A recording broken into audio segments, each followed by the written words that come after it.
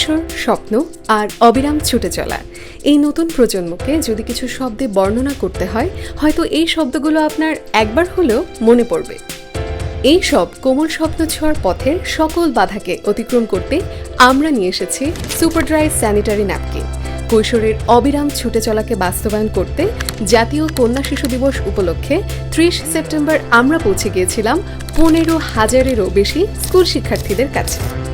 শুধুমাত্র প্রিন্ট আর ডিজিটাল মিডিয়ায় আবদ্ধ থেকে নয়, এই বছরের স্লোগান কন্যা শিশুর স্বপ্নে গড়ি দেশ মর্মে আমরা চেয়েছিলাম ওদের স্বপ্নগুলোকে কাছে থেকে শুনতে ও বাস্তবায়নে ভূমিকা রাখতে।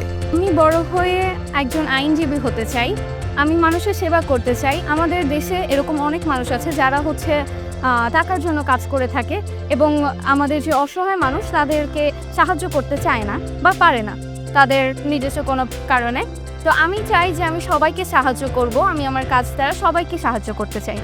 কৈশোরে পদার্পণ করা শিক্ষার্থীদের নিয়ে আয়োজন করেছিলাম পিরিয়ড নিয়ে সচেতনতামূলক আলোচনা সভা। শুনেছি তাদের স্বপ্ন, বেড়ে ওঠা ও আগামী দিনগুলোর প্রয়াস।